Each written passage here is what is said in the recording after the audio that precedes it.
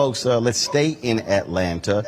When David Thomas was named president of Morehouse, a lot of people who were like, wait a minute, what are y'all doing naming somebody who ain't a Morehouse man? He's a Yale graduate. But the reality is he has done some amazing things there. But one of the things that he's also recently done that has stirred up a lot of tension among his Morehouse faithful, the appointment of a white woman to be over communications and marketing for the university. Up until today, he had not publicly talked about that decision. When I sat down with him at the UNCF Unite Conference, we talked about that and other issues. Here's our discussion. One of the things that I was happy to see and impressed by is when Morehouse announced that if individuals had not finished their degrees elsewhere, that they could actually go online to finish. Yeah. That was so important to me. Look, I've been doing digital, been thinking about that for 20 plus years, and there were so many black institutions that were behind, many HBCUs behind. Tom Joyner, to this day, when he brings up HBCU online, he talks about the millions he lost trying to get HBCUs to embrace the idea of online. That was a huge deal, and that transformed in many ways what happened on the campus. Yeah. Explain that. Well, our efforts online started when we started to develop our strategic plan. And one of the themes that emerged was Morehouse Beyond Borders, which was really the question of how do we take ourselves to the world. For 156 years, we'd done the same thing on 66 acres. And this was part of saying, how do we go to the world? Then we did some research. 3.5 million black men have some college, no degree. 3.5 million. Wow. We launched the program just with a press release. Within 72 hours, we had 5,000 inquiries. Wow. So we knew that there was a market there.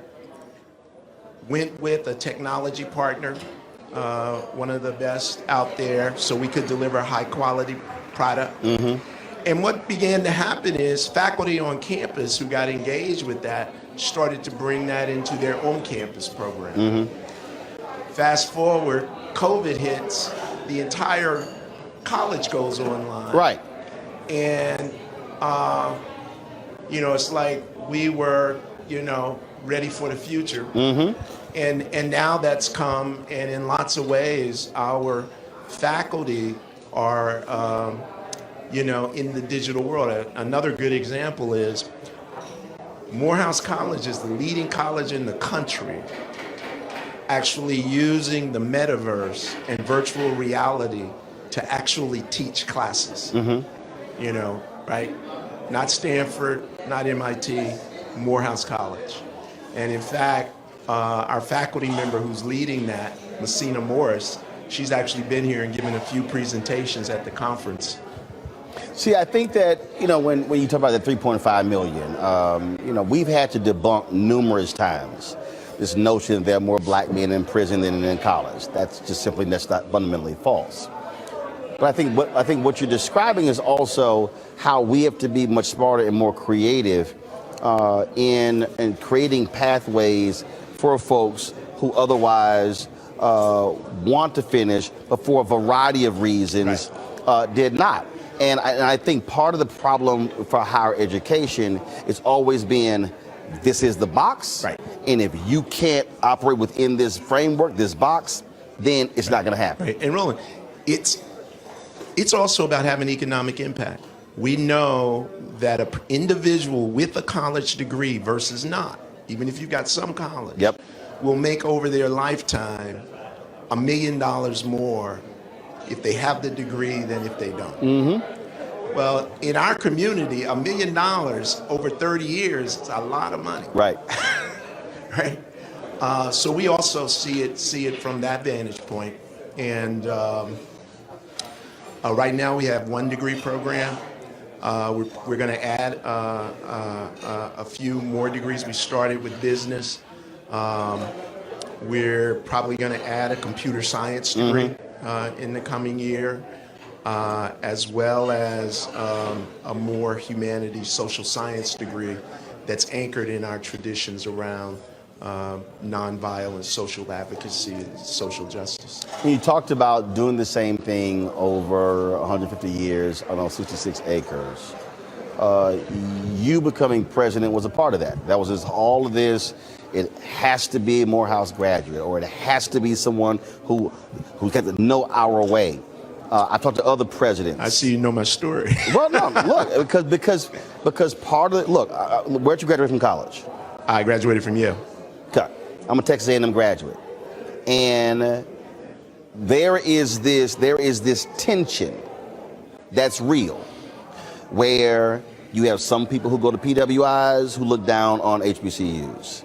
Then you have some people in HBCUs who are like, oh, y'all the black people who know who you are because you went to a PWI. Right. And I'm kind of like, no, I went to where in the hell my parents' money could send me, because they had 3 kids in college and they have no damn money to send 3 kids in college. So it was easier for us to be operating and living in one location. So excuse the hell out of me. Y'all wasn't paying no bills. Right. But the thing that I have said is that where HBCUs have made a mistake is not tapping into that brain power that didn't come through an HBCU, but that still cares about HBCUs. So if you're trying to elevate an institution, you want talented people, regardless of where they went with the college, and that to me has historically been a mistake that some people have made. Yeah, I can't speak for all HBCUs, but it's very interesting. When I applied to college, I only applied to 2. I applied to one college I always wanted to go to because I read Martin Luther King went there, and I applied to another school that in my neighborhood nobody had heard of till my counselor told me to apply. Morehouse was the one I always wanted to go to. Yale was the one my counselor told me I should apply to. I only applied to the 2. I was going to Morehouse. Morehouse didn't give me any money, and Yale gave me a full ride. And my father said... He was like, son, look. You can add. Your 0, my 0. Hey. Right? Right. I mean, 0. There you go. Right? So... That's a financial decision. It's a financial decision. And I think that more and more folks who went to PWIs are actually increasing their appreciation of what historically black colleges and universities do and have done, which is why we're seeing a resurgence, and I think the same is true for folks who are seeking opportunities to be in academia. They're also now thinking about places like Morehouse and Howard, right? As places to go have great careers. Also, I think that we're also in a position where if you're going to be an advocate, you have to be an advocate, and that might also means stepping on other people's toes. Yeah. You're not aware of this. Dr. Lomax was there. We were at Essence Festival, and I was one of the VIP guests of Coca-Cola, and they had the different HBCU presidents from Atlanta. Right. So it was the head of ITC, it was Theological Seminary, it was Clark Atlanta, it was Morehouse, it was Spelman. Morris Brown was not there, so we're sitting there at breakfast. And this was during the Obama administration, the Parent Plus loan debacle. Yeah. And so we're sitting there, and they were lamenting this whole deal, and so we're sitting there going back and forth. And of course, I'm not interested in anybody's agenda other than black people. I go, what the hell y'all gonna do? Yeah. And your predecessor, who had worked in the administration, and I literally said, hey man, you don't work for him anymore. You work for Morehouse. I said, so you might be afraid to go after the administration. I said, but all y'all getting killed with this decision. Yeah. I said, so what the hell y'all gonna do? And then they were all like, well, you know, we would love to do black radio, but it's hard to get on. I said, I'm sorry. I said, I got a segment 4 days a week on Tom's Journal Morning Show. Tom's a big HBCU advocate. Which one of y'all has actually called to come on the air? They were all like, I said, now look, I'm not here. I got friends. I'm good. I said, but if you're going to be advocating on black people, I said, y'all got to stop being afraid to criticize the first black president and look at him as the 44th. Yeah. And they were like, damn. And I say that because I believe that we have to be aggressive in challenging black people who sit on corporate board of directors, Yep. who are executives, saying, how are you funding? How are you assisting? What are you spending on? We can't just be happy that they are there. I think we have to, I don't care if there's a Democratic administration, we got to be putting that maximum pressure, because at the end of the day, if you are an HBCU, you are serving students, faculty, staff, alumni. And it's getting those results. Yeah. And I just think sometimes we're like, well, they're friends. No. Being friends don't pay bills. Yeah, and, you know, one very recent example that underscores what you're saying, when they first started to come out with the HERF relief bills, Yeah. none of the HBCUs were saying, you know, where's our call? But some of us made calls, and with the leadership of UNCF, we went and lobbied for our money. Yeah. UNCF, Thurgood Marshall, NAFIO. Yeah. The result was $2.8 billion. Yeah. Went to HBCUs. And we had our HBCU loans forgiven. 1.6 billion. 1.6 billion, 56 million at Morehouse. And it was precisely because, you know, closed mouths don't get fed. But that's also where, right? And we opened our mouths. But that's also where, because that's also where we have to also activate our base. That's right. Because what you have is look, I'm an alpha.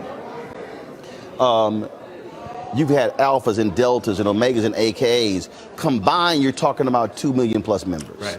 And my whole deal is we've got to be willing to press that button. Right. And send that alert out and say, call. Right. And so all of a sudden, when they get that, all of a sudden, when they look up and it's 2 and 3 and 5 and 10,000 phone calls and emails, like, man, what in the hell is going on? I've said that if you're in a city council, school board, county commissioner, state legislature, or Congress, if you see a group of women, a massive group in pink and green, that should invoke fear in them.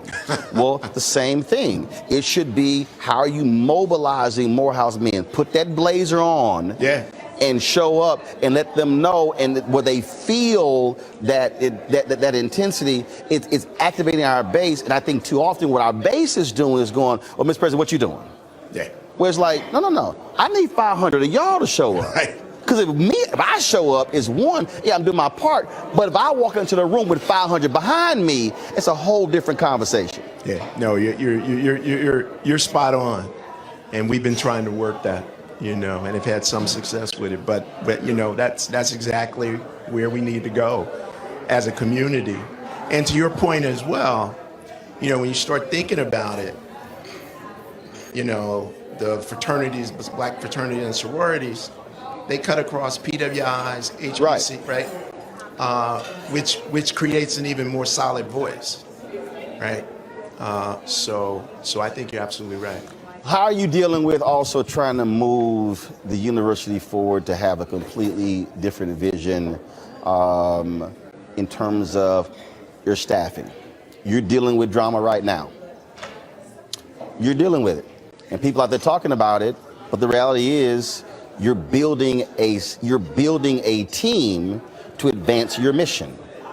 Right. And you know, for those who may not be following it, right, that drama is I hired a white woman to be on my senior team who oversees our communications apparatus.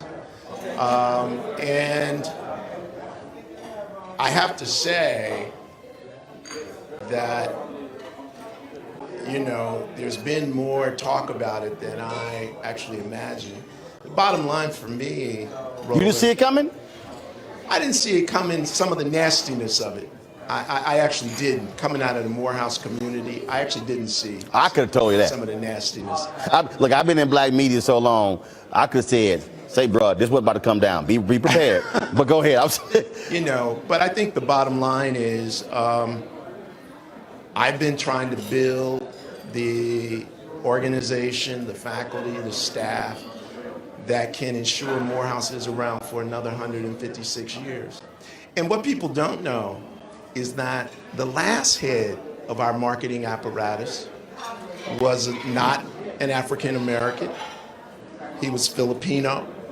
He only had 2 years in higher education, none of it at a HBCU, and he transformed our communication organization. We put admissions under him. This year, we're having the best admissions year in the history of Morehouse College. Our applications are up 41%. We've already closed our acceptances. We got so many cats who want to come, whereas they used to be open till August. Wow. Okay? Now, to me, that was about investing in someone who's going to come and think different. And we have that in other areas where I hired people, African American, some women, who people might have thought, you know, how come you're not hiring X or Y? Transformative, right? We're in the middle of a $500 million capital campaign. It was led by the first black woman to run advancement at Morehouse College. And we're already $250 million to the goal. Now, no one questioned why you got a black woman running that with a school with black men. Some people did. Some people did. It just didn't go virtual. Boom. But some people did because, you know, her predecessor was a Morehouse man. So some people did question it. But your deal was? My deal was Results. And the good thing about the Morehouse community is once they see results, is quite frankly, as you know, when they chose me, there were some people who literally were campaigning not to have a guy who wasn't. Oh, I know. Oh, no. And today, I got calls, emails, wanted me to do stuff on the show, and I was like, man, that ain't got nothing to do with me. Today, I think 90% of my alumni would say, great choice. You know, don't agree with everything he's done, but the college has moved. So when it comes to your communications person, your deal is wait for results. My deal is wait for results. I haven't put out one email to explain it. I hire, I fire, and the board hires and fires me. And so I'm not writing a note to explain myself other than to say open search process, hire the person who, after being interviewed by lots of people, all these individuals interviewed by lots of people, emerged at the top, and the person who I thought would most bring a set of skills and perspectives that would challenge us to really not take for granted what we do that makes us great. Last question. 5 years from now, Yeah. where do you want Morehouse to be? Number one, I want Morehouse, as a result of our efforts in fundraising, to be need blind. There's no HBCU today that is need blind. Explain for people who don't know what need blind means. Need blind means you get admitted without regard to how much your family can pay.